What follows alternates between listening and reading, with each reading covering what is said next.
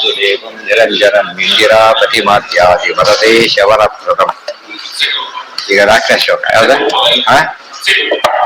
ಮತ್ಸ್ಯಕ ರೂಪಲ ಯೋಧ ವಿಹಾರಿ, ಅದೊಂದು ವಿಶೇಷ ಅಂಶ ಹೇಳ್ತಾರೆ.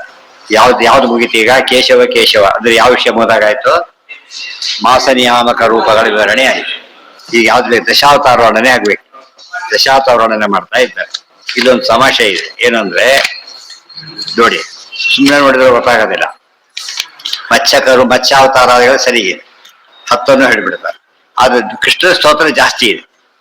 ಎಲ್ಲದಕ್ಕೂ ಒಂದೊಂದು ಲೈನ್ ಸ್ತೋತ್ರ ಇದ್ರೆ ಕೃಷ್ಣನ ಬಗ್ಗೆ ಮಾತ್ರ ತುಂಬಾ ಇದೆ. ಯಾತಕ್ಕೆ ಅಂತ ಗೊತ್ತಾಗ.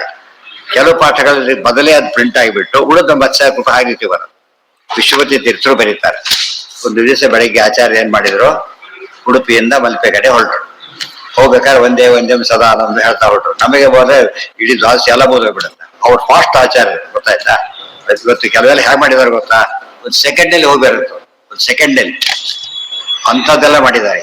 ಆಚಾರ ಆ ಸ್ಪೀಡ್ ಮೀರಿದವರು. ಒಂದು ಕ್ಷಣಕ್ಕೆ 50,000 ಹೋಗಿದ್ದವ್ರು. ಆದ್ರಿಂದ ಹೋದ್ರು, ಅಲ್ಲಿ ಕುತ್ಕೊಂಡು ಅಟ್ಟತ್ತಿಯಲ್ಲಿ ಒಂದು ಬರೀತಾ ಇದ್ದಾರೆ. ಮನಸ್ಸಿನಲ್ಲಿ ಅದು ಬರೆಯೋದು, ಪುಸ್ತಕಗಳು ಬರೆಯೋದು ಇಲ್ಲೇ ಇಲ್ಲ. ಅಟ್ಟ ಸರಿ ಹಡಗಿನ ಕತೆ ಬಂತು. ಹಡಗು ಒದ್ದಾಡ್ತಿತ್ತಾಗ್ಲಿ. ಆಗ ಆಚಾರ್ಯ ಊರ ಕೂಕೊಂಡವ್ರು. ತಕ್ಷಣ ಏನ್ ಮಾಡಿದ್ರು ಆಚಾರ್ಯರು? ಕರೆದು ಈ ಕಡೆ ಬಂದ್ಬಿಡ್ತದ. ತಕ್ಷಣ ಅವ್ನು ಅರ್ಪಣೆ ಮಾಡಿದ ಗೋಪಿಚಂದ್ರ. ಅದು ಹೊಡಿತು, ಕೃಷ್ಣ ಕಂಡ. ಅಷ್ಟೊಂದು 5 ಅಧ್ಯಾಯ ಮುಗ್ದಿತ್ತು. ಆದ್ರೆ ಶುರುವಾಗಬೇಕಾಗಿತ್ತು. ಕೃಷ್ಣ ಕಂಡ, ಕೃಷ್ಣ ಸ್ತೋತ್ರ ಬಿಟ್ಟು ಮುಂದುವರೆದರು ಅಂತ ವಿಶ್ವಪತಿ ತೀರ್ಥ ಬರೀತಾರೆ. ಇದು ಗೆಸ್ ವರ್ಕ್ ಅಲ್ಲ. ವಿಶ್ವಪತಿ ತೀರ್ಥ ಸ್ಪಷ್ಟ ಅಲ್ಲಿ ಅವರೇ ಕೃಷ್ಣ ಪೂಜೆ ಮಾಡೋದು ಬೇದಾರಸ್ ಮಠ ಸ್ವಾಮಿಗಳ ಕಾಲಕ್ಕೆ ರಾಯರ ಕಂಟೆಂಪರರಿ ಅಷ್ಟು ಪ್ರಾಚೀನರು. ಅವ್ರು ಹೇಳ್ತಾರೆ, ಅರ್ಥಾತ್ ಕೃಷ್ಣ ಬಂದಿದ್ದರಿಂದ ಅದನ್ನ ಮೊದಲು ಕೃಷ್ಣ ಸ್ತೋತ್ರ ಮಾಡಿ ಉಳಿದೆಲ್ಲ ಹೇಳಿದ್ರು ಅಂತ ಹೇಳ್ತಾರೆ. ಲಾಜಿಕಲ್ ಆಗಿ ಹೆಚ್ಚು ಮಾಡಿದ್ದಕ್ಕೆ ಅದೇ ಕಾರಣ. ಹೆಚ್ಚು ಮಾಡಿದ್ದಕ್ಕೆ ಕಾರಣ, ಮೊದಲು ಮಾಡಿದ್ದಕ್ಕೆ ಅದೇ ಕಾರಣ ಅಂತ ಹೇಳ್ತಾರೆ. ಸ್ಪಷ್ಟ ಬರೆದಿದ್ದಾರೆ. ಅದು ವಿರೋಧ ಯಾವುದೂ ಇಲ್ಲ. ಇದರಿಂದ ಏನು ಗೊತ್ತಾಯ್ತು ಅಂದ್ರೆ, ದ್ವಾದಶ ಸ್ತೋತ್ರ ಹೇಳ್ತಿದ್ರೆ ಅರ್ಧ ಹೇಳುವತ್ತಿಗಾಲ ದೇವ್ರು ಬಂದ್ಬಿಟ್ಟಿರ್ತಾನೆ ಅಂತ. ನೈವೇದ್ಯ ಮಾಡಕ ದೇವ್ರು ಕೊಡ್ಬೇಕಲ್ಲ, ಅದು ಕೂತ್ ಬಿಟ್ಟಿರ್ತಾನೆ. ಅತ್ಯಂತವಾಗಿದ್ದಾಗ ವಿಷ್ಣು ಸಹಸ್ರನಾಮಕ್ಕೆ ಏನು ಅಂದ್ರೆ, ಅದು ಹೇಳ್ತಿದ್ದಾಗ ಈಶ್ವರ ಬರ್ತ ಕೃಷ್ಣ ಅಲ್ಲೇ ಕೂತಿದ್ದಾರೆ. ವಿಷ್ಣು ಸಹಸ್ರನಾಮ ದೇವ್ರು ಕೂತ್ಕೊಂಡು ಕೇಳ್ತಾನೆ ಅಂತ ಅರ್ಥ. ದ್ವಾದಶ ಸ್ತೋತ್ರ ಹೇಳ್ಬೇಕಾದ್ರೆ 5 ಹೇಳೋತ್ತಿಗೆ ಬಂದ್ಬಿಟ್ಟಿರ್ತಾನೆ ಆಗ್ಲೇನೆ ಅಂತ. ಇದು ಅರ್ಥ ಮಾಡ್ಕೊಂಡಾಗ ಒಂದು ಸೋದು ಎಫೆಕ್ಟ್ ತೋರಿಸ್ತಾರೆ ಎಷ್ಟು ಇಂಪಾರ್ಟೆಂಟ್. ಹೇಳೋತ್ತಿಗೆ ಬಂದೋಯ್ತು, ಮುಗಿದ ಮೇಲಲ್ಲ, ಹೇಳ್ತಿರ್ಲಿಕ್ಕೆ ಆಗೋದು. ಅದಕ್ಕೆ ಏನೂ ಇಲ್ಲ. ಅವ್ರು ದ್ವಾದಶ ಸ್ತೋತ್ರ ನೈವೇದ್ಯ ಆದಾಗ ಲೆಕ್ಕ. ಏನು ಪದಾರ್ಥನೇ ಇಲ್ಲ. ದ್ವಾದಶ ದೇವರಿಗೆ ಅನ್ನ ಅಂದ್ರೆ ಯಾವುದು? ಸ್ತೋತ್ರನೇ ಅನ್ನ. ಒಳ್ಳೆ ಮಾತಾಡ್ಬಿಟ್ಟು ಖುಷಿ ಆಗುತ್ತಲ್ಲ. ಕಡಿಮೆ ಪಡಿಸ್ಬಿಟ್ಟು ಏನೂ ಇಲ್ಲ, ನಿಧಾನ ಮಾಡಿ ಅಂತ ಹೇಳಿದಾಗ ಇವ್ರು ಒಂದ್ ರೀತಿ ಖುಷಿ ಬರುತ್ತೆ. ಹೆಚ್ಚಾಗಿ ತಿನ್ಕೊಂಡು ಹೋಗಿ ಅಂದ್ರೆ ತಿರ್ಗಿ ಆಗೋದಿಲ್ಲ. ಒಳ್ಳೆ ಮಾತಿನಲ್ಲಿ ಇದು. ಅದಕ್ಕೆ ಮಾತು, ಮನಸ್ಸು ಅವೆಲ್ಲ ದೇವರಿಗೆ ಏನದು? ಪ್ರಾಣ. 3 ಕೂಡ ದೇವರಿಗೆ ಆಹಾರ. ಸ್ತೋತ್ರ ಹೇಳ್ತಿದ್ರೆ ದೇವರಿಗೆ ಏನಾಗತ್ತೆ? ನೈವೇದ್ಯ ಆಗ್ತಾ ಇರುತ್ತೆ. ಬೃಹತಿ ಶಾಸ್ತ್ರ ಅನ್ನ ಅಂತ ಕರೆದಿದ್ದಾರೆ. ಬೃಹತಿ ಶಾಸ್ತ್ರದ ಈ ರೂಪನೇ ವಿಷ್ಣು ಸಹಸ್ರ. ಆದ್ರಿಂದ ಅದು ಹೇಳೋದು ಭಾರಿ ಮುಖ್ಯ. ಸುಮ್ಮನೆ ಪರಿಸ್ಥಿತಿ ಊಟ ಮಾಡಕ್ ಬರಲ್ಲ. ಮಧ್ಯೆ ಮಧ್ಯೆ ಹೇಳ್ತಿರ್ಬೇಕು ಏನಂತ, ನಿಧಾನ ಹಾಕ್ಸಿ ಹಾಗೆ ಮಾಡಿ. ಅವಾಗ ಏನಾಗತ್ತೆ ಇವ್ರಿಗೆ? ಆಗ ಉತ್ಸಾಹ ಬರುತ್ತೆ, ಖುಷಿಯಿಂದ ಇರುತ್ತೆ. ಇಲ್ದ ಹೋದ್ರೆ ಅವಜ್ಞೆ ಮಾಡ್ತಾರೆ ಇದ್ದಾಗ. ಮತ್ಸ್ಯಕ ರೂಪಲ ಯೋಧ ವಿಹಾರಿನ್ ವೇದ ವಿನೇತ್ರ ಚತುರ್ಮುಖ ವಂದ್ಯ. ಅಲ್ಲಿ ವಚಾತರ ಮುಗಿದೋಯ್ತು. ಕೂರ್ಮ ಸ್ವರೂಪಕ ಮಂದರಧಾರಿನ್ ಲೋಕ ವಿಧಾರಕ ದೇವ. ಅದು ಕೂರ್ಮಾವತಾರ ಮುಗಿದೋಯ್ತು. ಒಂದು ಶ್ಲೋಕಕ್ಕೆ 2 ಅವತಾರ ಮುಗಿಸ್ಬಿಡ್ತಾರೆ. ಅದೆಲ್ಲ ವಿವರಣೆಗಳಿಗೆ. ಮತ್ಸ್ಯ ಕರೂಪ ಬಿಟ್ಲಾಗುತ್ತೆ, ಅರ್ಥ ಶುರುವಾಗುತ್ತೆ. ಮತ್ಸ್ಯ ಕರೂಪ. ಕ ಅಂದ್ರೆ ಆನಂದ. ಮತ್ಸ್ಯ ಕರೂಪ. ಪರೀಕ್ಷಿತ ಪ್ರಶ್ನೆ ಕೇಳೋದೇ ಹಾಗೆ. ಪರಮಾತ್ಮ ಮತ್ಸ್ಯಾವತಾರ ಮಾಡಿದ ಅಂತ ಹೇಳ್ತೀರಿ. ಮತ್ಸ್ಯ ಅಂತ ತಕ್ಷಣ ವಾಸನೆ ಬಂದಾಗ ಆಗತ್ತೆ. ಅಂದ್ರೆ ಏನೋ ಜುಗುಪ್ಸಿತವಾದ ಅವತಾರ. ಮಲ್ಪೆ ಕಡೆ ಹೋಗ್ಬಿಟ್ರೆ ಅಲ್ಲಿ ಮೂಗು ಚೂಬೇಕಾಗತ್ತೆ. ಅಲ್ಲಿರೋ ಅಭ್ಯಾಸ ಆಗಿರುತ್ತೆ. ಹೊಸದಾಗಿ ಹೋದಾಗ ಏನಾಗತ್ತೆ ಆಗ್ಲೇ ಬರೀ ವಾಸನೆ ಕಾಣಿಸುತ್ತೆ. ಅಂತ ರೂಪ ದೇವರು ಯಾತಕ್ಕೆ ತಗೊಂಡ ಅಂತ ಕೇಳ್ತಾರೆ. ಅದಕ್ಕೆ ಹೇಳ್ತಾರೆ ಮತ್ಸ್ಯ ರೂಪನೇ ಹೊರತು ಪ್ರಾಕೃತ ರೂಪ ಅಲ್ಲ. ಇವತ್ತು ಸಕ್ಕರೆ ಹೆಚ್ಚಲ್ಲಿ ಮತ್ಸ್ಯ ಏನ್ ಮಾಡ್ತಾರೆ? ವಾಸನೆ ಬರುತ್ತೆ ಅದ. ಯಾಕೆ? ಸಕ್ಕರೆಯಿಂದ ಮಾಡಿದ್ರು. ಜ್ಞಾನಾನಂದಮಯ. ಆದ್ರಿಂದ ಕ ಅಂದ್ರೆ ಜ್ಞಾನ, ಕ ಅಂದ್ರೆ ಆನಂದ. ಮತ್ಸ್ಯ ಕರೂಪ.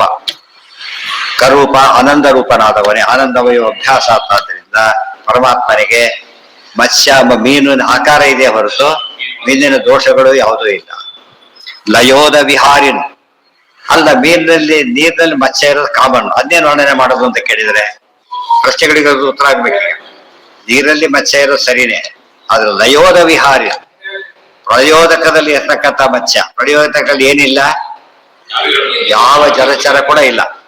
ದೊಡ್ಡ ಮೀನಿದೆ, ಅದು ಪರಮಾತ್ಮ. ಗೊತ್ತಾಯ್ತಾ? ಇದು ಸಾರಸ್ಯ. ಚಾರಣ ಮಾಡ್ತಾನೆ, ಮೆಟ್ಲ ಚಾರಣ ಅಂತ ಕರೀತಾರೆ ಯಾರು. ಚಾರಣ ಅಂತ ಕರೆದಾಗ ದಾರಿಯಲ್ಲಿ ಹೋದ್ರೆ ಚಾರಣ ಅಲ್ಲ, ಹಾಗ ರೂಟ ಇಲ್ಲದಲ್ಲಿ ಹೋಗ್ಬೇಕು, ಅವನು ಚಾರಣ ಮಾಡಿದಾಗ.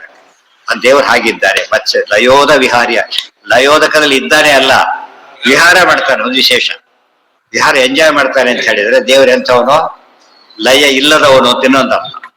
ಪ್ರಳಯದಲ್ಲಿ ವಿಹಾರ ಮಾಡ್ಬೇಕಂತ ದೇವ್ರು ಏನು ಇರ್ಬೇಕಾನೆ ಅಲ್ಲಿ. ಆಗ ಪ್ರಳಯ ಕಾಲದಲ್ಲಿ ಯಾರು ಇಲ್ಲ, ಎಲ್ಲ ದೇವ್ರ ಹೊಟ್ಟೆಯಲ್ಲಿದ್ದಾರೆ. ಮಹಾಲಕ್ಷ್ಮಿ ಜೊತೆಗಿದ್ದಾರೆ, ಇನ್ಯಾವ ದೇವರು ಜೊತೆ ಇಲ್ಲೇ ಇಲ್ಲ, ಚೇತನ ಇವರಿಬ್ರೆ. ಆಗ ಮತ್ಸ್ಯಕ್ಕೆ ಅಲ್ಲಿ ವಿಹಾರ, ಮತ್ಸ್ಯಕ್ಕೆ ವಿಹಾರ ಮಾಡ ಪರಮಾತ್ಮ ಇರೋದು ಬೇರೆಯವರ. ಈ ಯಾವ ಮನ್ವಂತರ ಇದು ಪ್ರಳಯೋದಕ, ಮನ್ವಂತರ ಪ್ರಳಯೋದಕ, ಮನ್ವಂತರ ಪ್ರಳಯ ಆಗ್ತಿರೋದು. ವೇದ ವಿನೇತ್ರ ದಯೋದ ವಿಹಾರಿನ್ ವೇದ ವಿನೇತ್ರ ಚತುರ್ಮುಖ ವಂದ್ಯ. ವೇದಗಳನ್ನು ತಂದುಕೊಟ್ಟವನು ಹಯಗ್ರೀವಾಸ. ಅದನ್ನ ಹೇಳ್ತಾರೆ ಭಾಗವತಲ್ಲೂ ಕೂಡ. ಒಬ್ಬ ಹಯಗ್ರೀವಾಸರ ಒಬ್ಬ ರಾಕ್ಷಸ, ಅದು ಬರೀ ಹಯಗ್ರೀವಾರ್ಪಣ ವಸ್ತು ಅಂದ್ರೆ ರಾಕ್ಷಸ ತಗೊಂಡು ಹೋಗ್ಬಿಡ್ತಾರೆ. ಅವು ಭಾರತೀಯರ ಮುಖ್ಯ ಪ್ರಾಣ ಅಂತರ್ಗತ ಅಂದಾಗ ಏನಾಗುತ್ತೆ, ಅದು ರಿಜಿಸ್ಟರ್ ಆಗುತ್ತೆ, ದೇವರಿಗೆ ಬೇರೆಯವ್ರು ತಗೊಳಕ್ ಬರೋದಿಲ್ಲ. ಅದೇ ಹಯಗ್ರೀವ ರಾಕ್ಷಸ ಇದ್ದಾರೆ, ಅವ್ರು ಬ್ರಹ್ಮದೇವರು ವೇದ ಹೇಳ್ತಾ ಇದ್ದಾರೆ, ಕದ್ದು ಬಿಡ್ತಾರೆ. ವೇದ ಕಲಿಯೋದು ಅಂದ್ರೆ ಏನು, ಕೇಳಿಸ್ಕೊಂಡು ಕಾಪಿ ಮಾಡಿದ್ರು ಆಯ್ತು. ಇವತ್ತು ಕಾಪಿ ಮಾಡ್ಬೇಕಾದ್ರೆ ಯಾರು ಹೇಳ್ತಿದ್ರು ಕಾಪಿನೇ. ಪುಸ್ತಕ ನೋಡ್ಕೊಂಡಿದ್ರೆ ಸರ್ ಯಾರು ಹೇಳ್ತಿದ್ರು ಅಂತ ಕೇಳಿದ್ರೆ ಕೇಳಿದ್ರು ಕಾಪಿನೇ ಮಾಡ್ಕೊಂಡು ಹೊರಟೋಗ್ಬಿಡ್ತಾರೆ. ಫಾರ್ಮುಲಾ ಕಲಿಯೋದು ಅಂತ ಬಂತಲ್ಲ, ಆ ರೀತಿ ಕಲಿಯೋದು. ಆದ್ರಿಂದಾನೆ ಆ ಹಯಗ್ರೀವಾಸುರನ್ನು ಪರಮಾತ್ಮ ಮತ್ಸ್ಯ ರೂಪದಿಂದ ಕೊಂದು ಬಿಟ್ಟು ಮನುಗಳ ಉದ್ಧಾರ ಮಾಡ್ತಾನೆ. ವೇದ ವಿನೇತ್ರ, ವೇದಗಳನ್ನ ಏನ್ ಮಾಡ್ತಾನೆ ಪರಮಾತ್ಮ, ಮತ್ತೆ ಬ್ರಹ್ಮದೇವರಿಗೆ ಮತ್ತೆ ಸಿಗಿಸ್ತಾನೆ. ಯಾವ ವಾಯುಯೋಗ್ಯ ಕಟ್ಟಿದ್ದೆಲ್ಲ ವಾಪಸ್ ತಗೋಬೇಕಲ್ಲ. ಚತುರ್ಮುಖ ವಂದ್ಯ, ಬ್ರಹ್ಮದೇವರಿಂದ ವಂದ್ಯತನಾದವನೇ. ನೋಡೋದಕ್ಕೆ ಚಿಕ್ಕದಾಗಿ ಕಾಣಿಸುತ್ತೆ, ಎಲ್ಲ ಮಹಿಮೆ ಹೇಳ್ಬೇಡಿ. ಆನಂದ ರೂಪ, ಪ್ರಯೋಜಕ ವಿಹಾರ ಮಾಡುವವನು, ವೇದ ತಂದುಕೊಟ್ಟವನು, ಬ್ರಹ್ಮದೇವರಿಂದ ವಂದ್ಯನಾದವನು, ಸರ್ವೋತ್ತಮ. ಪ್ರತಿ ಪದದಲ್ಲೂ ಏನಿದೆ, ಸರ್ವೋತ್ತಮತ್ವ ಬಂದಿದೆ. ಆಗದು ಸ್ತೋತ್ರ ಆಗಲ್ಲ. ಅದೊಂದು ಬಿಟ್ಟು ಏನೇ ಹೇಳಿದ್ರೆ ಸ್ತೋತ್ರ ಆಗೋದಿಲ್ಲ. ಕೂರ್ಮ ಸ್ವರೂಪಕ ಮಂದರಧಾರಿನ್ ಲೋಕ ವಿಧಾರಕ ದೇವವರೇಣ್ಯ. ಕೂರ್ಮ ಸ್ವರೂಪ ಮತ್ತೆ ಮತ್ಸ್ಯ ಕರೂಪ, ಕೂರ್ಮ ಸ್ವರೂಪಕ ಎರಡು ಹಾಗೆ. ಮಂದರಧಾರಿನ್ ಕೂರ್ಮ, ಆಮೇಲೆ ಬೇಕಾದಷ್ಟಿರುತ್ತೆ. ಏನ್ ವಿಷಯ ಅಂದ್ರೆ, ಮಂದರ ಪರ್ವತ ಹೊತ್ತಿದಂತ, ಮಂದರ ಪರ್ವತ ಅಂದ್ರೆ ಮೊದಲೇ ಪರ್ವತ, ಎತ್ತಕ್ಕೆ ಸಾಧ್ಯ ಇಲ್ಲ. ಆದ್ರೆ ಅದು ರುದ್ರದೇವರ ವರ ಇದೆ, ಏನಂತ, ಬೇರೆ ಯಾರು ಎತ್ತಕ್ಕಾಗದೇ ಇರಲಿಲ್ಲ ವರ ಬೇರೆ. ಅದನ್ನ ಆರಾಮ್ ಎತ್ತಿದಾಗ ಏನಾಯ್ತು, ಈಗ ಅವರಿಗಿಂತ ಮೇಲಿದ್ದಾನೆ ಅಂತ. ಮಂದರಧಾರಿನ್, ಮಂದರವನ್ನು ಧರಿಸಿದ್ದಾರೆ. ಇದು ಸ್ವಲ್ಪ ಎತ್ತಿಡೋದಲ್ಲ, ಧಾರಣ ಬೇರೆ, ಎತ್ತಿಡೋದು ಬೇರೆ. ಎತ್ತಿಡೋದು ಸುಲಭ, ಹಾಗೆ ಹಿಡ್ಕೊಬಿಟ್ರೆ ಏನಾಗುತ್ತೆ, ಕೈ ಸೋತ್ ಬಿಡುತ್ತೆ. ಅದಕ್ಕೇನೆ ಎತ್ತಿಕೊಡೋದು ಸುಲಭ. ಅದು ದೊಡ್ಡ ರಿಸೀವ್ ಮಾಡಿ ಬರೆದವರು ಪಜಿತ ಆಗುತ್ತೆ, ಪಟ ಪಟ ಪಟ ಹೋಗ್ತಿರುತ್ತೆ. ಅವ್ರು ನೆಕ್ಸ್ಟ್ ಟೈಮ್ ಬಿಟ್ಬಿಟ್ಟು ಆದ್ಬಿಟ್ರೆ ಇವ್ರು ಹಿಡ್ಕೊಳಕ್ ಆಗಲ್ಲ. ಏನ್ ಕ್ರಿಯೇಟ್ ಆಗುತ್ತೆ, ಫೆಟಿಗ್ ರೆಸಿಸ್ಟೆನ್ಸ್ ಅಂತಾರೆ. ಆಯಾಸದಿಂದ ಕೆಳಗೋದು. ಅರ್ಥ ಆಯ್ತಾ? ಕೃಷ್ಣ ಒಂದು 7 ದಿವಸ ಕಾಲ ಹೀಗೆ ಹಿಡ್ಕೊಂಡಿದ್ರು, ಸ್ವಲ್ಪ ಕೂಡ ಹೀಗೆ ಬರಲಿಲ್ಲ ಕೆಳಗೆ, ಒಂದೇ ರೀತಿ. ಏನಾಯ್ತು ಅದು? ಅದು ದೊಡ್ಡದು. ಬರೀ ಎತ್ತಿಡೋದು ದೊಡ್ಡ, ಎತ್ತೋದು ಬೇರೆ. ಎತ್ತೋದಕ್ಕಾಗಲ್ಲ ವಿಚಾರ ಬೇರೆ. ಎತ್ತಿ ಹಾಗೆ ಇಟ್ಕೋಬೇಕು, ನೋ ಚೇಂಜ್. ಆಯಾಸ ಬಿಟ್ಕೋಬಾರ್ದು. ಬರೀ ಉಪಕ್ರಮ ಕಾಲಕ್ಕೆ 8 ನಿಮಿಷ ಬಿಡ್ತಾರಲ್ಲ, ಕೈ ಹಿಡಿದೋಗ್ಬಿಟ್ಟಿರುತ್ತಾಗ್ಲೆ 10 ಸತ್ ಹೇಳೋತಿ ಎಲ್ಲ ಕೈ ನಾರ್ಮಲ್ ಆಗ್ಬಿಟ್ಟು ಇಟ್ಲಕ್ಕಾಗಲ್ಲ. ಬರೀ ಕೈ ಏನು ನೋಟ ಇಟ್ಕೊಂಡು ಸೋತಿರಲ್ಲ ಅವರು, ಅಂದ್ರೆ ಆಗೋದಿಲ್ಲ ಅಂತ ಅರ್ಥ. ಬರೀ ಕಾಲ್ ಚಾಚ್ ಆಗೋದಿಲ್ಲ, ಬರೀ ಕಾಲ್ ಮುದ್ರಕ್ಕೆ ಅದು ಆಗೋದಿಲ್ಲ. ಚೇಂಜ್ ಆಗ್ತಾನೆ ಇರ್ಬೇಕು ಯಾವಾಗ ಕೂಡ. ಅದು ಯಾತಕ್ಕೆ? ಆಯಾಸ ಪರಿಹಾರಕ್ಕೆ ಹಾಗೆ ಮಾಡ, ಅನ್ನೋಯಿಂಗ್ಲಿ ಮಾಡ್ಕೊತಾ ಇರುತ್ತೆ. ಲೋಕ ವಿಧಾರಕ ದೇವವರೇಣ್ಯ. ಬರೀ ಅಷ್ಟೇ ಅಲ್ಲ, ಇದು 1 ಕೋಟಿ ರೂಪಾಯಿ ಇಷ್ಟಮೇ ಗೊತ್ತು, ಇನ್ನೊಂದು 1 ಕೋಟಿ ರೂಪಾಯಿ ಇದೆ. ಅದೇನದು? ಲೋಕ ವಿಧಾರಕ. ಇದು ಬ್ರಹ್ಮಾಂಡ ಎತ್ತಿದ್ದಾರೆ ಪರಮಾತ್ಮ. ಮಂದರ ಕೂರ್ಮ ಸಾಮಾನ್ಯ ಕೇಳಿರ್ತಾರೆ. ಇಡೀ ಜಗತ್ತರ ಬ್ರಹ್ಮಾಂಡ ಯಾವಾಗಲೂ ಹೊತ್ತಿದ್ದಾನೆ. ವಿಧಾರಕ ಯಾವಾಗಲೂ ಹೊತ್ತಿದ್ದಾನೆ. ಮೊದಲು ವಿಷ್ಣು ಕೂರ್ಮ, ಬ್ರಹ್ಮಾಂಡದ ಹೊರಗೆ. ಬ್ರಹ್ಮಾಂಡದೊಳಗೆ ಇನ್ನೊಂದು ರೂಪ, 2 ಇರೋದು. ಅದ್ರ ಮೇಲೆ ವಾಯು ಕೂರ್ಮ, ಅದ್ರ ಮೇಲೆ ಶೇಷದೇವರು, ಅದರ 1000 ಎಡೆ, ಅದರ 1 ಎಡೆ ಮೇಲೆ ಇಡೀ ಬ್ರಹ್ಮಾಂಡ ಸಾಶ ಕಾಳಿನಂತೆ ಇದೆ. ಬ್ರಹ್ಮಾಂಡ ಎಷ್ಟು ದೊಡ್ಡದು, ಪರಮಾತ್ಮ ಎಷ್ಟು ದೊಡ್ಡವನು ಅಂತ ಅರ್ಥ ಆಗಿದೆ. ಅದಕ್ಕೆ ಲೋಕ ವಿಧಾರಕ ಮಂದರಧಾರಿ ದೇವವರೇಣ್ಯ. ಆದ್ರಿಂದಾನೇ ಎಲ್ಲಾ ದೇವರಿಗಿಂತ ವರೇಣ್ಯ, ವರಣೀಯ, ಭಜನೀಯ. ರಮಾ ಬ್ರಹ್ಮಾದಿಗಳು ಇತರನ್ನ ಏನ್ ಮಾಡ್ತಾರೆ, ಸ್ತೋತ್ರವನ್ನ ಮಾಡಿ ಆರಾಧನೆ ಮಾಡ್ತಾರೆ. ಕೂರ್ಮ ಸ್ವರೂಪಕ ಮಂದರಧಾರಿನ್ ಲೋಕ ವಿಧಾರಕ ದೇವವರೇಣ್ಯ. ಆಮೇಲೆ ಸೂಕರ ರೂಪಕ ದಾನವ ಶತ್ರು ಭೂಮಿ ವಿಧಾರಕ ಯಜ್ಞವರಾಂಗ. ಸೂಕರ ರೂಪಕ ಮತ್ತೆ ಬಿಡೋದಿಲ್ಲ, ಆನಂದ ರೂಪ. ದಾನವ ಶತ್ರು, ಯಾರು ದಾನವ? ಹಿರಣ್ಯಾಕ್ಷ. ಪೂರ್ವದಿಂದ ವರಾಹದಿಂದ ಬಂದಿದ್ದ ಯಾರನ್ನ? ಹಿರಣ್ಯಾಕ್ಷನ. ಭೂಮಿ ವಿಧಾರಕ ಯಜ್ಞವರಾಂಗ. ಇಡೀ ಭೂಮಿಯನ್ನು ಹೊತ್ತಿದ್ದಾನೆ, ಅದು ಬಹಳ ಮುಖ್ಯ. ಅದು ಬರೀ ಕೊಂದಿದ್ದಷ್ಟೇ ಅಲ್ಲ, ಇಡೀ ಭೂಮಿಯನ್ನು ಹೊತ್ತಿದ್ದ. ಹೇಗೆ? ಕೂರೂಪದಿಂದ ಬೆನ್ಮೇಲೆ ಹೊತ್ತಿದ್ದಾನೆ. ಈ ರೂಪ ವರಾಹ ರೂಪದಿಂದ ಕೈಯಿಂದ ಅಲ್ಲ, ಇದರಿಂದ ಅಲ್ಲ, ತಲೆ ಮೇಲಲ್ಲ, ಕೋಡೆ ದಾಡಿಗಳ ಮೇಲಷ್ಟೇ ಅಲ್ಲ, ಕೋಡೆ ದಾರಿಯ ಮುಂದೆ ತುದಿ ಇದೆಯಲ್ಲ, ತುದಿಲಿ ಹೊತ್ತಿದ್ದ. ಎಷ್ಟು ಕಷ್ಟ ಅದು! ಸುಮ್ನೆ ಒಂದು ಕೈಲಿ ಇಟ್ಕೊಳ್ಳೋದು ಕಷ್ಟ, ಎರಡು ಬೇಡ ಕಷ್ಟ, ಒಂದು ಬೇಳೆ ಹಿಡ್ಕೊಳಕ್ ಆಗತ್ತ? ಚೆಂಡು ಸುಮ್ನೆ ಚೆಂಡು ಬಿದ್ದೋಗ್ಬಿಡೋದು. ಭೂಮಿ ಎಷ್ಟು ದೊಡ್ಡದದು, ಅದು ತುದಿಯಲ್ಲಿ ಹೀಗೆ ಇರ್ಬೇಕು. ಆದ್ರೆ ಇವತ್ತಿಗೂ ಹಾಗೆ ಇದೆ. ಅದು ದೇವರ ಮಹಿಮೆ. ಅದರಿಂದ ಸುಮ್ಮನೆ ಎತ್ತಿದ ನಾವು ಟ್ರೈ ಮಾಡ್ತೇವೆ ಅಂತ ಮಾಡೋದಲ್ಲ. ಭೂಮಿ ಅದಕ್ಕೆ ವಿಧಾರಕ, ವಿಶೇಷೇಣ ಧಾರಕ. ಮತ್ತೆ ಧಾರ ಅಂದ್ರೆ ಸಾಕು, ಧಾರಕ. ಯಜ್ಞ ವರಾಂಗ ಅಷ್ಟೇ ಅಲ್ಲ, ಯಜ್ಞ ವರಾಂಗ. ವರಾಹ ರೂಪದಿಂದ ಪರಮಾತ್ಮ ಏನ್ ಮಾಡ್ತಾನೆ? ಈ ದರ್ಭೆ, ಎಳ್ಳು ಎಲ್ಲ ಬಂದಿದ್ದು ಯಾರಿಂದ? ವರಾಹ ದೇವರಿಂದ ಬಂದಿದೆ.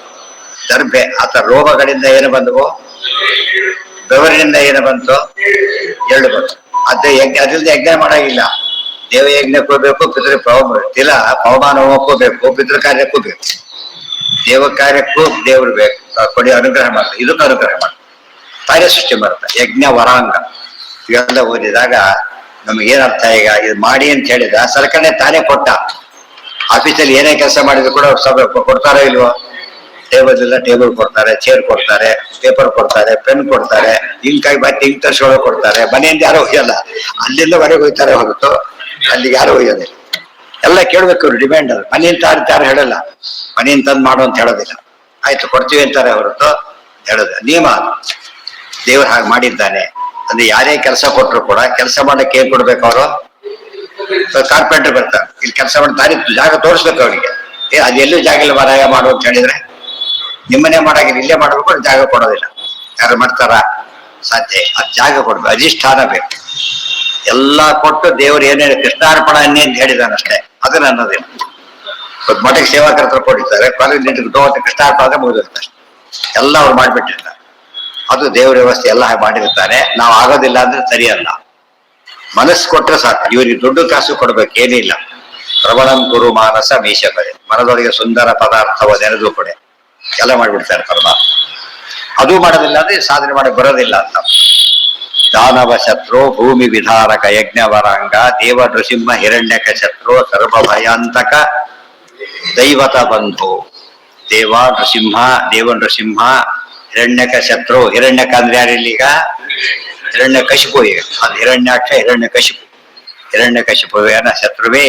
ಸರ್ವ ಭಯಾಂತಕ ದೈವತ ಬಂಧು, ಸರ್ವರ ಭಯವನ್ನು ಪರಿಹಾರ ಮಾಡಿದವನೇ. ಎಲ್ಲ ಬ್ರಹ್ಮದೇವರು ಬಿಟ್ಟು ಉಳಿದವರಿಗೆಲ್ಲ ಭಯ ಇತ್ತು ಅವನಿಂದ, ಅದೆಲ್ಲ ಪರಿಹಾರ ಮಾಡಿದ್ದ. ಅಂತಕ, ಸರ್ವ ಭಯ ಅಂತಕ, ಸರ್ವ ಭಯಗಳಿಗೂ ಕೂಡ ಕಾರಣ ಆಗಿದ್ದವನಿಗೆ ಅಂತಕನಾಗಿ ಬಂದವನು ನೀವು. ದೈವತ ಬಂಧು, ದೇವತೆಗಳೆಲ್ಲ ಬಂಧುವಾದವನು. ಇದರಲ್ಲಿ ಪ್ರತಿಯೊಂದು ಇದರಲ್ಲೂ ಕೂಡ ಒಂದೊಂದು ಅಬ್ಜೆಕ್ಟಿವ್ ನಲ್ಲೂ ಕೂಡ ದೇವರ ಸರ್ವೋತ್ತಮತ್ವ ಹೇಳ್ತಾರೆ. ಇದು ಬಹಳ ಮುಖ್ಯ. ಇದು ಹೇಳಿದ್ದು ಭಾರಿ ಕಡಿಮೆ ಕಾಣುತ್ತೆ, ಗೊತ್ತಾಯ್ತಾ? ಅದು ಹೇಳಿರೋದು ಎಷ್ಟದು? ಉಪಾಸನೆ ಬೇಕಾದ್ದೆಲ್ಲ ಹೇಳ್ತಾರೆ, ಅರ್ಥ ಆಯ್ತಾ? ಕಡಿಮೆ ಕಾಣುತ್ತೆ, ಹೆಚ್ಚಿದೆ. ಇವತ್ತು ಹೆಚ್ಚು ಕಾಣುತ್ತೆ, ಏನಿರೋದಿಲ್ಲ. ಅದು ನೋಡೋದಕ್ಕೆ ಹೆಚ್ಚಿರುತ್ತೆ, ಮುಖ್ಯಾಂಶನೇ ಮಿಸ್ ಆಗ್ಬಿಟ್ಟಿರುತ್ತೆ. ಇದು ಹಾಗಲ್ಲ, ಇದು ಆಚಾರ ವಿಶೇಷತೆ. ಉದಾಹರಣೆಗೆ ಕೆಲವು SSLC ಬಿಡಿಸಿ ಎಷ್ಟು ದೊಡ್ಡದಾಗುತ್ತೋ, ಬ್ರಹ್ಮದಲ್ಲಿ ಗೊತ್ತಿರ್ಲಿಕ್ಕೆಲ್ಲ ಕೂಡ ಎಕ್ಸ್ಪೀರಿಯನ್ಸ್. SSLC ಇದೇನು ಸುಬೇದಾರ ಕೆಳಗೆ ಬರುತ್ತಾ? ಅದನ್ನ ನೆನಪಿದೆಯಾ? ಹೋಗ್ಲಿ, SSC ಬೇರೆ, SSLC ಬೇರೆ.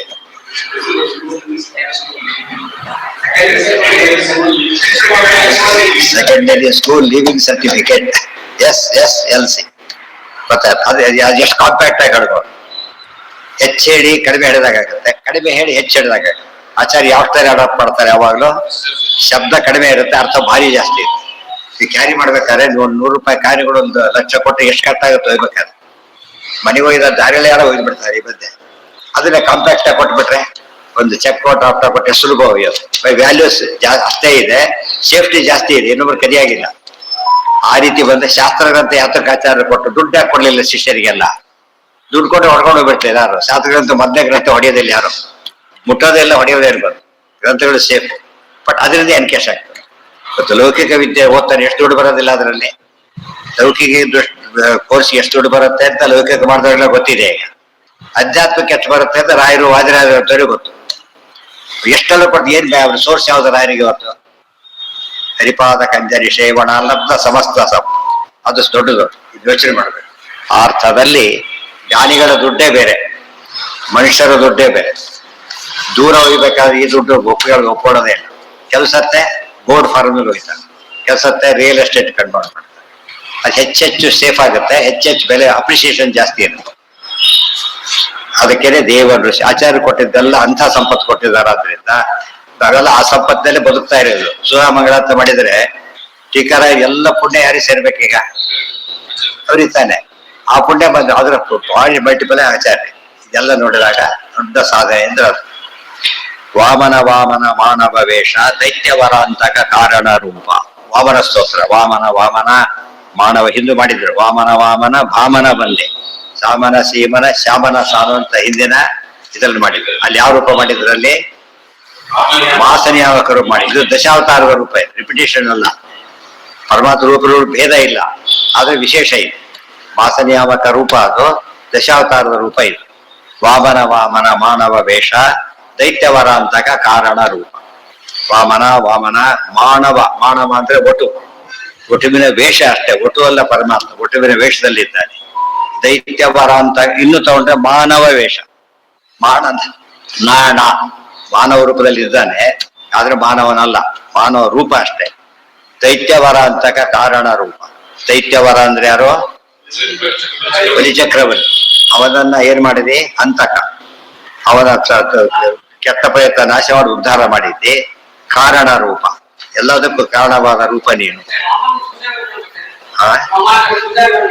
ಯಾರ? ವಾಮನ ಅಂದ್ರೆ ಸುಂದರ ಅಂತ ಒಂದರ್ಥ. ವಾಮನ ವಾಮ ಮಾರ್ಗದಲ್ಲಿ ಹೋಗೋರನ್ನ ನಯತಿ, ಸನ್ಮಾರ್ಗಕ್ಕೆ ತರ್ತಾರೆ, ಅದಕ್ಕೆ ವಾಮನ. ವಾಮದೇವ ನಾಮೇಕ ದೇಶ ನಾಮಗ್ರಹಣ. ವಾಮದೇವರನ್ನ ವಾಮದೇವರದ್ದು ಯಾರು? ವಾಮದೇವ. ಅವರನ್ನ ಶೇಷಪದಂ ನಯತಿ, ಶೇಷಪದವಿ ಹೋಯ್ತಾರೆ. ಈಗೆಲ್ಲ ವಾಸ್ತವ ಬೇರೆ ಬೇರೆ ಬರ ಶುರುವಾಗುತ್ತೆ. ವಾಮನ ವಾಮನ ಮಾನವ ವೇಷ ದೈತ್ಯವರ ಅಂತಕ ಕಾರಣ ರೂಪ. ಅದಕ್ಕೆಲ್ಲ ಮೊದಲೇ ಹೇಳಿದಂತೆ ಪ್ರತಿಯೊಂದಕ್ಕೂ ಭಾರಿ ಅರ್ಥಗಳಿದೆ. ಮೇಲ್ನೋಟದ ಅರ್ಥ ಇದೆ. ಒಳಗಿನ ಅರ್ಥಕ್ಕೆ ಹೋದ್ರೆ ವಾಮನ ರೂಪದಲ್ಲಿ ಏನ್ ಮಾಡ್ತಾನೆ? ದೈತ್ಯವರ ಅಂತಕ ಕಾರಣ ರೂಪ. ಸುಮ್ಮನೆ ಓದಿದಾಗ ನಿರ್ಣಯ ಓದಿರ್ಬೇಕು. ಪ್ರಹ್ಲಾದ ಕೇಳ್ಕೊತಾನೆ, ನನ್ನ ಮೊಮ್ಮಗ ಮಗ ಭಾರಿ ಕೆಟ್ಟವನು, ಪ್ರಹ್ಲಾದನ ಮಗ ಭಾರಿ ಕೆಟ್ಟವನು ವಿರೋಚನ. ಮೊಮ್ಮಗ ಭಾರಿ ಒಳ್ಳೆಯವನು, ಮಧ್ಯೆ ಮಧ್ಯೆ ತಪ್ಪು ಮಾಡ್ತಿರ್ತಾರೆ, ಅಸರಾವೇಶ ಇರುತ್ತವ. ಆದ್ರಿಂದ ನಾನು ಪ್ರಾರ್ಥನೆ ಮಾಡ್ತೇನೆ, ಅವನನ್ನ ನೀನು ಬಹಳ ಸೌಮ್ಯವಾಗಿ ಕೊಡ್ಬೇಕು, ಸೌಮ್ಯವಾಗಿ ಉದ್ಧಾರ ಮಾಡಬೇಕು. ಸೀರಿಯಸ್ ಆಕ್ಷನ್ ತಗೊಳ್ಬಾರ್ದು, ಸೀರಿಯಸ್ ಆಗಿ ತಗೊಳ್ಬಾರ್ದು. ಬಡಿಯೋದು ಮಾಡಬಾರ್ದು. ಏನ್ ಮಾಡ್ಬೇಕು ಅಂತ ಕೇಳಿದ್ರೆ ಪರಮಾತ್ಮ ವರ ಕೊಡ್ತಾರೆ. ಆಯ್ತಪ್ಪ, ನಾನು ಕೇಳಿದ ಹಾಗೆ ಮಾಡಿ ಉದ್ಧಾರ ಮಾಡ್ತೀನಿ, ಆಗ್ಬೋದಾ? ಕೇಳಿದ ಹಾಗೆ ಮಾಡಿ ಆಗ್ಲಿ ಅಂತ ಹೇಳ್ತಾರೆ. ಅದಕ್ಕೆ ದೈತ್ಯ ವರಾಂತಕ. ದೈತ್ಯ ಅಂದ್ರೆ ಯಾರು? ಪ್ರಹ್ಲಾದಶ್ಚಾಸ್ಮಿ ದೈತ್ಯಾನ. ಪ್ರಹ್ಲಾದನಿಗೆ ಕೊಟ್ಟ ವರ ಇದೆಯಲ್ಲ, ಅದನ್ನ ಅಂತಕ ಪೂರೈಸಕ್ಕೋಸ್ಕರವಾಗಿ ಈ ರೀತಿ ಮಾಡಿದವರು. ಆ ಕಥೆ ಗೊತ್ತಿದ್ರೆ ಅರ್ಥ ಆಗಿದೆ. ಆ ರೀತಿ ಮಾಡಿದಾಗ ಒಂದೊಂದು ಪದನೂ ದೊಡ್ಡದಾಗ್ತದೆ. ಅದು ಇಟ್ಕೊಂಡೆ ರಾಯರು ಹೇಳುತ್ತೆ ಏನಂತ? ಪ್ರತಿವಾಕ್ಯಂ ಪ್ರತಿಪದಂ ಅನೇಕಾಭೂತಿ ಕಲ್ಪಿತ ಪ್ರತಿಭಾತಿ ಸುಧಾ ಅಥಾಪಿ ಗ್ರಂಥಾಲ್ಪತ್ವಾಯ ಅನುವಚ್ಯತೆ. ಅದು ಬಹಳ ಮುಖ್ಯವಾದ ಅಂಶ. ಅದೆಲ್ಲ ಗೊತ್ತಿದ್ದಷ್ಟು ಅರ್ಥ ಜಾಸ್ತಿ ಆಗಕ್ಕೆ ಶುರುವಾಗುತ್ತೆ. ಆ ವಿಷಯ ಗೊತ್ತಿದ್ದಷ್ಟು ಕೂಡ ಅದು ಕಾಣಕ್ಕೆ ಶುರುವಾಗುತ್ತೆ. ಇಲ್ಲಿ ಹೋದ್ರೆ ಏನು ಗೊತ್ತಾಗಲ್ಲ. ದೈತ್ಯವರ ಅಂತಕ ಕಾರಣ ರೂಪ ಒಂದೇ ಪದ ಆಯ್ತು. ರಾಮ ಭೃಗುದ್ವ ಸೂರ್ಜಿತ ದೀಪ್ತೆ ಛತ್ರಕುಲಾಂತಕ ಶಂಭುವರೇಣ್ಯ. ರಾಮ ಭೃಗುದ್ವ ಸೂರ್ಜಿತ ದೀಪ್ತೆ ಛತ್ರಕುಲಾಂತಕ ಶಂಭುವರೇಣ್ಯ. ಮತ್ತೆ ಸರ್ವೋತ್ತಮತ್ತಾನೆ. ರಘುದ್ವ ರಾಮ, ಭೃಗುದ್ವ ಪರಶುರಾಮ. ಸೂರ್ಜಿತ ದೀಪ್ತೆ ಎಂಥ ಕಾಂತಿ ಅಂದ್ರೆ ಸಹಸ್ರ ಲಕ್ಷಾಮಿತ ಭಾನುದೀದಿ. ಪರಶುರಾಮದೇವರು ಬಂದಾಗ ಸಾವಿರಾರು ಲಕ್ಷ ಸೂರ್ಯರು ಒಟ್ಟಿಗೆ ಬಂದಾಗ ಆಯ್ತಂತ, ಅಂತಹ ಕಾಂತಿ ಅದು. ಅದಕ್ಕೆ ಸಹಸ್ರ, ಅದೆಲ್ಲ ನಿರ್ಣಯದಲ್ಲಿ ಅಂತ ಗೊತ್ತಾಗುತ್ತೆ. ಆಮೇಲೆ ಕ್ಷತ್ರಕುಲ ಅಂತ. ಇವತ್ತು ಪರಶುರಾಮ ಜಯಂತಿ, ನಾಳೆ ಪರಶುರಾಮ ಜಯಂತಿ, ಅಕ್ಷಯ ತೃತೀಯ. ಈಗ ನೆನ್ಪಾಡ್ಕೋ ಪರಶುರಾಮ ಜಯಂತಿ ಆಚರಣೆ ಮಾಡ್ತೀವಿ, ಆದ್ರೂ ಬರೋದಿಲ್ಲ ಅಂತ ಹೇಳ್ಬೋದು. ಎಲ್ಲ ಮೊದಲೇ ಗೊತ್ತಿದ್ದಿದ್ರೆ ಪರಶುರಾಮ ಜಯಂತಿ ಆಚರಣೆ.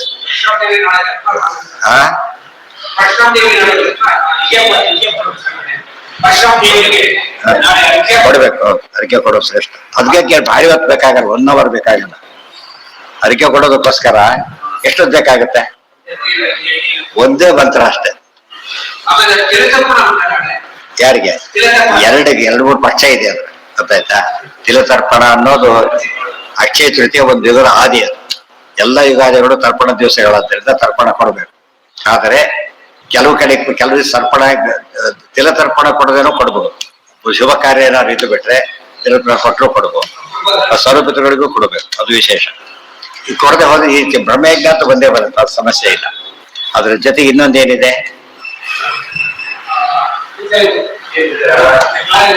ನಾಳೆ ದಿವಸ ಎರಡಿದೆ. ಯಾರಿಗೆ ಜೀವತ್ ಪಿತೃಗಳು ಇರ್ತಾರಲ್ಲ ಅವರಿಗೆ ಉಪನಯನ ಇತ್ಯಾದಿ ಶುಭ ಮುಹೂರ್ತ. ಆದ್ರೆ ಯಾರಿಗೆ ಪಿತೃತರ್ಪಣ ಅಧಿಕಾರಿಗಳು ಇರ್ತಾರಲ್ಲ ಅವರಿಗೆ ಶುಭ ಮುಹೂರ್ತ ಅಲ್ಲ. ಈಗ ಪಿತೃತರ್ಪಣ ಕೊಡೋದ್ರಿಂದ ಏನಾಗುತ್ತೆ, ಅವ್ರಿಗೆ ಮಾಡಕ್ ಬರೋದಿಲ್ಲ. ಅಕ್ಷಯ ತೃತೀಯ ಉಪನಯನಾದಿಗಳಿಗೆ ಭಾರಿ ಶ್ರೇಷ್ಠವಾದ ದಿವಸ. ಯಾರಿಗೆ ಮಾಡೇ ತಂದೆ ತಾಯಿ ಇದ್ದು ಬಿಟ್ರೆ ಸಮಸ್ಯೆ ಇಲ್ಲ. ಇಲ್ಲದೆ ಹೋದವ್ರಿಗೆ ಏನ್ ಮಾಡುತ್ತದೋ ಅದು ಮಾಡ್ಬಾರ್ದು, ಅವತ್ತು ಮಾಡ್ಬಾರ್ದು, ಬೇರೆ ದಿವಸ ಹಾಸ್ಬೋದು. ಅದು ಕೆಲವು ಮುಹೂರ್ತಗಳು ಹಾಗೆ. ಸಾಮಾನ್ಯತಃ ಶುಭ ಮುಹೂರ್ತ ಬೇರೆ, ಕೆಲವು ಪಕ್ಷ ಭೇದ ಆಗತ್ತೆ ಇವರಿಗೆ ಅವರಿಗೆ ಅಂತ. ಆ ದೃಷ್ಟಿಯಲ್ಲಿ ಕೆಲವು ಸರ್ತಿ ಏನಾಗತ್ತೆ ಅಂದ್ರೆ ಕೆಲವ್ರಿಗೆ ಒಪ್ಪಿರ್ತಾರೆ, ಕೆಲವ್ರಿಗೆ ಕೊಟ್ಟಿರೋದೆ. ನಿಮ್ಗೆ ಯಾಕೆ ಹೋ ಅಂದ್ರು ಅವ್ರಿಗೆ ಯಾಕೆ ಬೇಡ ಅಂತ ಕೇಳಿದ್ರೆ ಕಾರಣ ಅವ ದೋಷ ಇಲ್ಲ. ಸರ್ವಭಯ ಅಂತಕ ದೈತ್ಯವರ ಅಂತಕ ಕಾರಣ ರೂಪ ಛತ್ರಕುಲ ಅಂತಕ ಶಂಭುವರೆ ಸೂರ್ಜಿತ ದೀಪ್ತಿ ಛತ್ರಕೊಲ್ಲ ಅಂತಕ. ಆಚಾರ್ಯ ಮಾತಿಗೆಲ್ಲ ತಾವು ವಿವರಣೆ ಬರೀತಾರೆ. ಈ ಸ್ತೋತ್ರ ಇನ್ನೊಂದ್ಸತಿ ಬರುತ್ತೆ. ಇದು ದಶಾವತಾರ ಸ್ತೋತ್ರ ಮತ್ತೆ ಮಾಡ್ತಾರೆ ಬಂದು, ಗೊತ್ತಾ? ಹೇಳ್ಬೇಕಾದ್ರೆ ಶುಭ ತಮಕ ಫಲ ಇಲ್ಲಿ ಬರೀ ಲಯ ಅಂತ ಕರೆದು ಪ್ರಚಲಿತ ಲಯ ಜಲ ವಿಹರಣ ಶಾಶ್ವತ ಸುಖಮಯ ಮೀನ ಹೇ ಭವಮವ ಶರಣ ತೊಡೆದು ಮಾಡ್ಬಿಡ್ತಾರೆ, ಎಕ್ಸ್ಪ್ಲೇನ್ ಮಾಡ್ತಾ ಹೋಗ್ತಾರೆ. ಇಲ್ಲೂ ಕೂಡ ನೋಡೋದಕ್ಕೆ ಅನಿಸುತ್ತೆ ಕ್ಷತ್ರಿಯರ ಕೊಲ್ಲವನ್ನೇ ನಾಶ ಮಾಡಿಬಿಡ್ತಾ ಅಂತ. ಕ್ಷತ್ರಿಯರೆಲ್ಲ ಕೊಲ್ಲೋದಾದ್ರೆ ಅದು ಒಳ್ಳೆ ಕೆಲಸ ಆಗುತ್ತೆ, ನಾಳೆ ಆಳೋರೇ ಇಲ್ಲ, ನಾಳೆ ಹಾಗಾಗುತ್ತೆ ಅಲ್ಲ. ಅಭಿಜಿತ ಕುಂಡ್ರುಪತಿ ಸಮಿತಿ ವಿಖಂಡ ಮುಂದೆ ಹೇಳ್ತಾರೆ, ಕೆಟ್ಟ ರಾಜ ಉಪದ ನಾಶ ಮಾಡಿದೆ ಅಂತ ಹೇಳ್ತಾರೆ. ಅವ್ರ ಮಾತಿಗೆ ಅವ್ರದೇ ವ್ಯಾಖ್ಯಾನ. ಅದು ಹೇರಿಸಿಕೊಳ್ದವ್ರು ಏನಾಗುತ್ತೆ, ಅದೇ ಜನ ಕಥೆ ಕಟ್ಟಿಬಿಟ್ರು. ಕ್ಷತ್ರಿಯರನ್ನ ಕೊಲ್ತಾ ಇದ್ರು, ದಶರಥನ ಯಾಕೆ ಬಂದಿದ್ದಿಲ್ಲ ಅಂದ್ರೆ ಅವರು ಸಂಕಲ್ಪ ಮಾಡಿದ್ರು. ಯಾರು ಮದುವೆಗೋಸ್ಕರವಾಗಿ ಕೂತಿರ್ತಾರೆ ಅವನು ಕೊಲ್ತಿರ್ಲಿಲ್ಲ. ದಶರಥ ಏನ್ ಮಾಡ್ತಿದ್ದ, ಅದು ಬಂದಾಗೆಲ್ಲ ನೋಡ್ಕೊಂಡು ಏನ್ ಮಾಡ್ತಿದ್ದ, ಒಂದು ಮದುವೆ ಮಾಡ್ಕೊಂಡ್ಬಿಡ್ತಿದ್ದ. ಸರಿ ಅಂತ ಮುಂದೆ ಹೋಗ್ಬಿಡ್ತಿದ್ರು. ಈ ಕಥೆ ಎಲ್ಲ ಶುರು ಮಾಡ್ತಾರೆ. ದಶರಥನ ಒಟ್ಟು ಎಷ್ಟು ಜನ ಹೆಂಡಂದ್ರು ಗೊತ್ತಾ? ಒಟ್ಟು ಆತನಿಗೆ 353 ಜನ ಹೆಂಡಂದ್ರು. ದಶರಥ 353 ಜನ ಇದ್ರು. 3 ಇವರು ಕೌಶಲ್ಯ, ಸುಮಿತ್ರ, ಕೈಕೇಯಿ. ಇನ್ನು 3 ಜನ ಬೇರೆಯವರು. ಆತ ಮದುವೆ ಮಾಡ್ಕೊಂಡಿದ್ದೆ ಹೊರತು ಪರಶುರಾಮ ದೇವರು ಎಷ್ಟೆಷ್ಟು ಬಂದ್ರು ಕೊಲ್ಲಕ್ಕೋಸ್ಕರ 21 ಸಲ. ಮುಂದೆ 21 ಮಾಡ್ಕೋಬೇಕಾಯ್ತು, 350 ಯಾಕೆ ಮಾಡ್ಕೊಂಡು ಸುಳ್ಳು ಮ್ಯಾನೇಜ್ ಮಾಡಕ್ ಟ್ರೈ ಮಾಡ್ತಾರೆ ಅಷ್ಟೇ, ತಪ್ಪು ಕಥೆಗಳು. ಯಾವಾಗ ಹೇಳ್ತಾರೆ ಇದ್ದೆ ಹಾಗೆಲ್ಲ ಇಲ್ಲ. ದುಷ್ಟ ಪೊಲೀಸರು ಬಂದ್ರೆ ಎಲ್ರು ಯಾಕೆ ಹೆದರ್ಬೇಕು? ಯಾರು ಹೆದರ್ಬೇಕು? ಕಳ್ಳ ಮುಡ್ದವ್ರು ಯಾಕೆ ಹೆದ್ರೆ ಗತಿ ಏನು? ಪೊಲೀಸರು ಇದ್ರೆ ಇಬ್ಬರೇ ಅಲ್ಲೇ ತಪ್ಪು. ಅಂದ್ರೆ ಗೊತ್ತಿಲ್ಲ ಅಂತ ಹೇಳಿದ್ರು ಅಲ್ಲಿ ಏನ್ ಮಾಡ್ಬಿಡ್ತಾರೆ, ಕತೆ ಕಟ್ಟಿಬಿಡ್ತಾರೆ. ಕೂಡ ಅದೇ ಪಾಪ್ಯುಲರ್ ಆಗಿ ಒರಿಜಿನಲ್ ಕತೆ ಹೋಗಿ ಬಿಡುತ್ತೆ ಎಷ್ಟೋ ಸರ್. ಹಾಗೆ ಮಾಡಿದ ರಾಕ್ಷಸ ಶತ್ರು ಮಾರುತಿ ಅದ್ರ ಬಿಡುದ್ದೆಲ್ಲ ನಾಳೆ ಕೆಲವೇ ನಾಳೆ ಕೆಲವೇ ನಾಡಿದ್ದು. ಹಾಗೆ ಕೆಲವೇ ನಾಳೆ ಕೆಲವೇ ನಾಡಿದ್ದು.